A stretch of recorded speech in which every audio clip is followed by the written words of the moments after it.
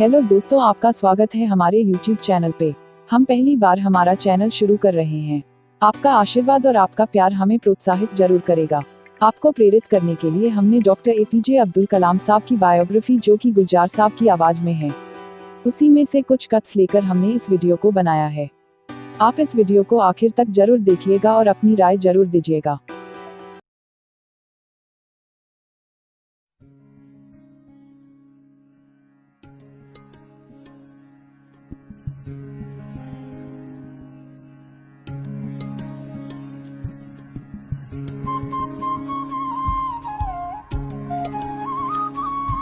मैं एक गहरा कुआं हूं इस जमीन पर, बेशुमार लड़के लड़कियों के लिए कि उनकी प्यास बुझाता रहूं। उसकी बेपनाह रहमत उसी तरह जर्रे जर्रे पर बरसती है जैसे कुआं सबकी प्यास बुझाता है।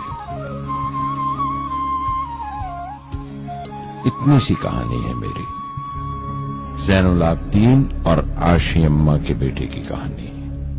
उस लड़के की कहानी जो अखबारें बेचकर अपने भाई की मदद करता था। उस शागिर्द की कहानी जिसकी परवरिश शिव सुब्रमण्य अय्यर और अय्यादुराई सोलोमन ने की। उस विद्यार्थी की कहानी जिसे पंडले मास्टर ने तालीम दी, MGK मेनन और प्रोफेसर साराभाई ने इंजीनियर की पहचान दी, जो नाकामियों और मुश्किलों में पलकर साइंसदान बना। और उस रहनुमा की कहानी जिसके साथ चलने वाले बेशुमार काबिल और हुनरमंद लोगों की टीम थी। मेरी कहानी मेरे साथ खत्म हो जाएगी, क्योंकि दुनियावी मानों में मेरे पास कोई पूंजी नहीं है। मैंने कुछ हासिल नहीं किया, जमा नहीं किया। मेरे पास कुछ नहीं और कोई नहीं, न बेटा, न बेटी, न परिवार। मैं दूसरों के लिए मिसाल नहीं बनना चाहता, लेकिन शायद कुछ पढ़ने वालों को प्रेरणा मिले कि अंतिम सुख रूह और आत्मा की तस्कीन है। मेरे अब्बा मुश्किल से मुश्किल रूहानी मामलों को भी तमिल की आम जबान में बयान कर लिया करते थे। एक बार मुझसे कहा था, जब आफत आए तो आफत की वजह समझने की कोशिश करो। मुश्किलें हमेशा खुद को परखने का मौका देती हैं।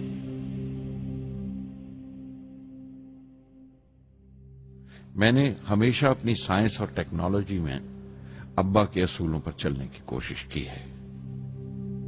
मैं इस बात पर यकीन रखता हूं कि हमसे ऊपर भी एक आला ताकत है, एक महान शक्ति है, जो हमें मुसीबत, मायूसी और नाकामियों से निकालकर सच्चाई के मुकाम तक पहुंचाती है।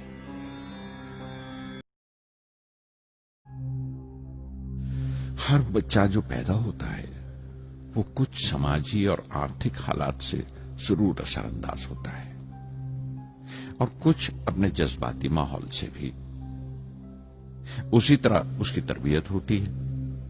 मुझे दयानतदारी और सेल्फ डिसिप्लिन अपने अब्बा से विरासत में मिला था, और मां से अच्छाई पर यकीन करना और रहमदिली। मेरे टीचर अय्यादुराई सोलोमन बेहतरीन रहबर थे, गाइड, उस नौजवान जहन के लिए जिसके सामने जिंदगी की बेशुमार मुमकिनात खुलने वाली थी।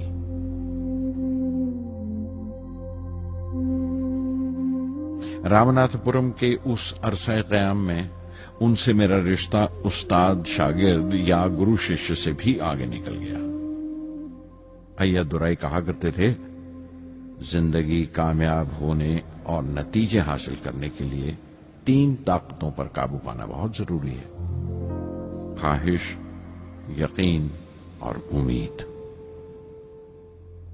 अय्यादुराई सोलोमन, जो बाद में रेवरेंड हो गए, कहा करते थे, इससे पहले कि मैं चाहूं कुछ हो जाए, ये जरूरी है कि मेरे अंदर उसकी पूरी शिद्दत से ख्वाहिश हो और यकीन हो कि वो होगा। मैं अपनी जिंदगी से अगर मिसाल दूं तो मुझे बचपन से ही आसमान के इसरार और परिंदों की परवाज हमेशा हैरान करती थी, फैसिनेट करती थी। समंदर में कूंजों और बगलों को ऊंची उड़ाने लगाते देखता था तो उड़ने को जी करता था। मैं एक सादा लोग गांव ही का लड़का तो था, لیکن مجھے یقین تھا کہ ایک دن میں ضرور ان کونجوں کی طرح بلند اڑانے لگاؤں گا، بلندی پر پرواز کروں گا۔ اور حقیقت یہ ہے کہ رامیشورم سے اڑنے والا میں پہلا لڑکا تھا۔ سوامی شیوانند سے بھیٹ ہوئی۔ دیکھنے میں بالکل گوتم بدھ لگتے تھے، سفید دودھیا دھوتی اور پاؤں میں لکڑی کی کھڑاؤں۔ ان کی بچوں سی معصوم مسکان اور سادہ دلی دیکھ کر بہت پربھاوت ہوا میں نے بتایا انہیں کیسے میں انڈین ایئر فورس میں بھرتی ہونے سے رہ گیا اور میری کتنی شدید خواہش تھی آسمانوں میں اڑنے کی، پرواز کرنے کی۔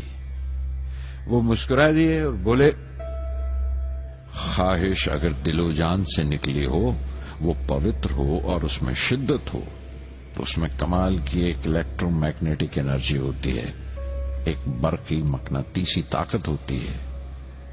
دماغ جب سوتا ہے تو وہ انرجی رات کی خاموشی میں باہر نکل جاتی ہے اور صبح کائنات برہمانڈ سے ستاروں کی گتی رفتار کو اپنے ساتھ سمیٹ کر دماغ میں لوٹ آتی ہے۔ اسی لیے جو سوچا ہے اس کی سرشٹی اوشیہ ہے، وہ تخلیق ہوگا۔ تم وشواس کرو اس ازلی بندھن پر، اس وچن پر کہ سورج پھر لوٹے گا، بہار پھر سے آئے گی۔ ہندوستانی تنظیموں میں، یہاں کی آرگنائزیشنز میں ایک بڑی مشکل ہے۔ جو اوپر ہیں وہ بڑے مغرور ہیں، اپنے سے چھوٹوں کی، جونیئرز اور سب آرڈینیٹس کی رائے لینا اپنی حتک سمجھتے ہیں۔ کوئی شخص بھی اپنی خوبی دکھا نہیں سکتا اگر آپ اسے ملامت ہی کرتے رہیں۔ اصول اور پابندی، پابندی اور سختی، سختی اور ظلم کے بیچ کی لائن بڑی مہین ہے، باریک ہے، اس کی پہچان بہت ضروری ہے۔ بہت سے تنگ نظر لوگوں کو اعتراض تھا اس بات پر کہ اس ملک میں جہاں لوگوں کو 2 وقت کی روٹی نصیب نہیں ہوتی، وہاں ان سپیس اڑانوں کو، ان خلائی تحریکوں کو کیوں ترجیح دی جا رہی ہے۔ لیکن پردھان منتری پنڈت نہرو اور پروفیسر سارا بھائی کے نظریے میں کسی قسم کا مبالغہ نہیں تھا۔ ان کے نظریے بالکل صاف تھے کہ اگر دنیا کے ملکوں میں اور دنیا کے مسئلوں میں کوئی حصہ لینا ہے، شرکت کرنی ہے، ہندوستان کو کوئی حیثیت حاصل کرنی ہے، تو سائنس اور ٹیکنالوجی کی ترقی اور خود مختاری، سیلف ریلائنس اشد ضروری ہے، اور ان کا مقصد طاقت کا مظاہرہ ہرگز نہیں تھا۔ ڈاکٹر برہم پرکاش VSSC کے پہلے ڈائریکٹر مقرر ہوئے۔ کوئی بھی شخص اپنی ذمہ داری میں تبھی کامیاب ہو سکتا ہے اگر وہ بارسوخ ہو، معتبر ہو اور اپنے فیصلوں کے لیے اسے صحیح حد تک آزادی ہو۔ شاید نجی زندگی میں بھی تسلی کا یہی ایک راستہ ہے، آزادی اور ذمہ داری ایک ساتھ ہو، تبھی وہ تسکین اور خوشی کا باعث ہو سکتی ہے۔ اور ذاتی آزادی حاصل کرنے کے لیے میں 2 راستے تجویز کر سکتا تھا جو میں نے اختیار کیے۔ پہلا تو یہ کہ اپنی تعلیم اور تربیت کو بڑھاوا دو۔ علم، نالج بڑا کارآمد ہتھیار ہے، بہت کام آتا ہے۔ علم جتنا زیادہ ہوگا اتنی زیادہ آزادی کے حقدار ہوگے۔ علم وہ پونجی ہے جو کوئی چھین نہیں سکتا۔ ٹیم کی رہنمائی تبھی ممکن ہے اگر آپ کی جانکاری مکمل ہو، اپ ٹو ڈیٹ ہو۔ کامیاب رہنما بننے کے لیے ضروری ہے کہ دن کا کام جب ختم ہو آپ پچھلے کام کا جائزہ لیں، اگلے دن کے کام کی تیاری کریں۔ دوسرا طریقہ یہ ہے کہ اپنے کام کو اپنا فخر سمجھیں، گرو سمجھیں، اور ضروری ہے کہ اپنے اندر کی شکتی کی صحیح جانکاری ہو۔ جو کرو اس پر یقین رکھو، یا جس پر یقین ہو وہی کرو، ورنہ دوسروں کے ایمان کا شکار بنتے رہو گے۔ کسی بھی ایجاد میں غلطیاں ہونا لازمی ہے، لیکن ہر غلطی کامیابی کی طرف ایک اور قدم اٹھاتی ہے، ایک اور سیڑھی بن جاتی ہے۔ سائنس کا کام کمال درجہ اتساہ بھی دیتا ہے، خوشی بھی اور اتنی ہی گہری مایوسی بھی۔ اس طرح کے واقعات سوچ سوچ کر میں دل کو ڈھارس دیتا رہا۔ یہ خیال کہ انسان چاند پر اتر سکتا ہے سب سے پہلے ایک روسی سائنٹسٹ نے سوچا تھا۔ اسے حقیقت بننے میں 40 سال گزر گئے، जब अमेरिका ने उसे पूरा किया। प्रोफेसर चंद्रशेखर ने चंद्रशेखर लिमिट का आविष्कार किया था 1930 में, जब कैम्ब्रिज में पढ़ रहे थे, लेकिन 50 साल बाद उन्हें उसी डिस्कवरी पर नोबेल प्राइज मिला। वॉन ब्राउन अपनी सैटर्न लॉन्च व्हीकल से आदमी को चांद पर उतारने से पहले कितनी सारी नाकामियों से गुजरे होंगे। पहाड़ की चोटी पर उतरने से पहाड़ पर चढ़ने का तजुर्बा नहीं मिलता। जिंदगी पहाड़ की चढ़ानों पर मिलती है, चोटी पर नहीं।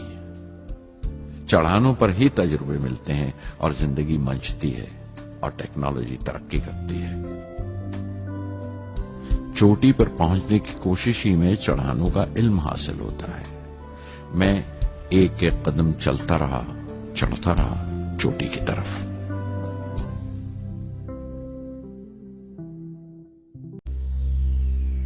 अठारह जुलाई 1980 सुबह 8:03 पर हिंदुस्तान का पहला सैटेलाइट लॉन्च व्हीकल उड़ा।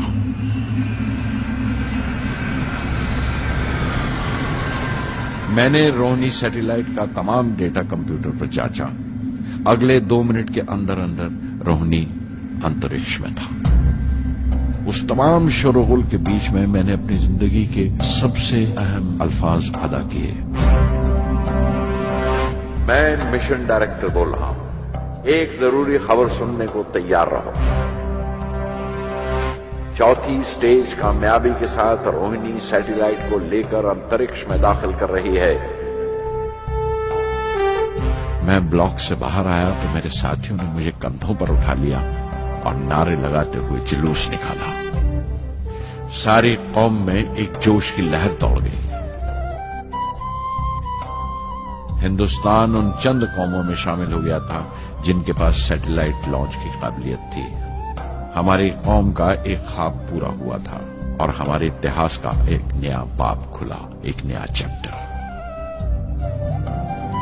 प्रधानमंत्री इंदिरा गांधी ने मुबारकबाद का तार भेजा और सबसे ज्यादा हिंदुस्तान के साइंसदान खुश थे कि ये पूरी कोशिश स्वदेशी थी, हमारी अपनी थी।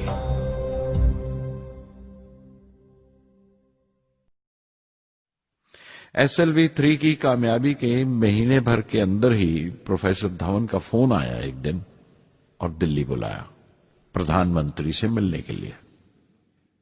मेरी एक छोटी सी उलझन थी कपड़ों को लेकर। हमेशा से बड़े आमियाना से कपड़े पहनता हूं और पांव में चप्पल या स्लीपर कह लो। प्रधानमंत्री को मिलने जैसा वो लिबास नहीं था, मेरे लिए नहीं, उनके एहतराम के लिए। सुना तो प्रोफेसर धवन बोले, कपड़ों की फिक्र मत करो, तुमने जो शानदार कामयाबी पहन रखी है वो काफी है।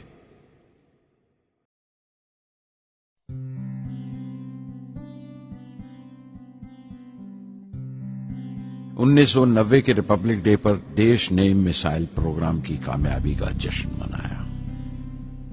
मुझे पद्म विभूषण से नवाजा गया और डॉक्टर अरुणाचलम को भी। 10 साल पहले पद्म भूषण की यादें एक बार फिर हरी हो गई। रहन सहन मेरा अब भी वैसा ही था जैसा तब था। 10 बाय 12 का एक कमरा किताबों से भरा हुआ और कुछ जरूरत का फर्नीचर जो किराए पर लिया था। फर्क इतना ही था कि तब यह कमरा त्रिवेंद्रम में था, अब हैदराबाद में। वेटर मेरा नाश्ता लेकर आया, इडली और छाछ, और आंखों में एक खामोश मुस्कुराहट। मुबारकबाद की। मैं अपने हमवतनों की इस नवाजिश से छलक गया।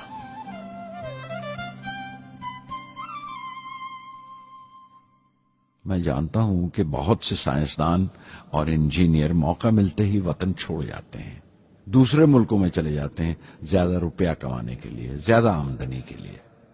लेकिन ये आदर, मोहब्बत और इज्जत क्या कमा सकते हैं जो उन्हें अपने वतन से मिलती है।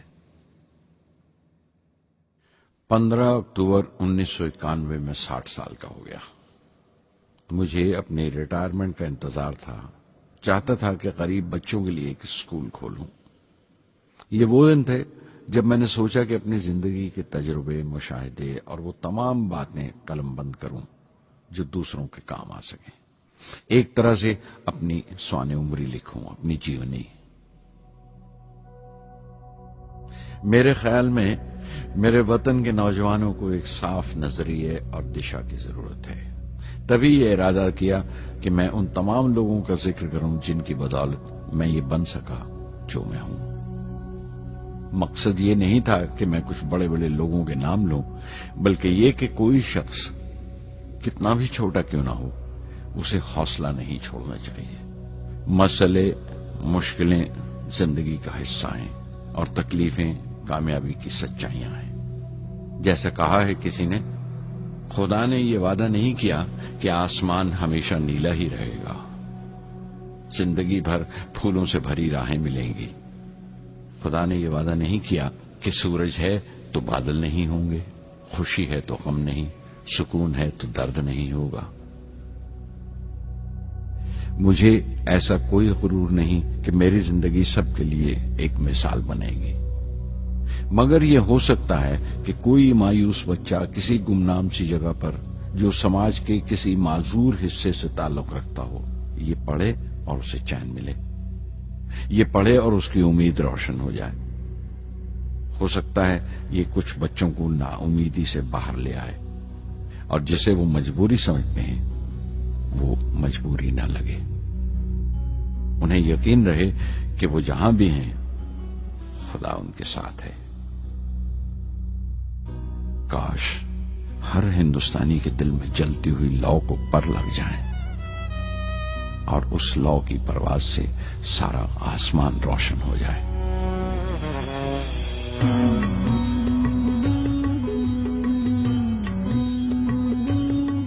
یہ زمین میری، میرا آسمان، بڑا خوبصورت ہے جہاں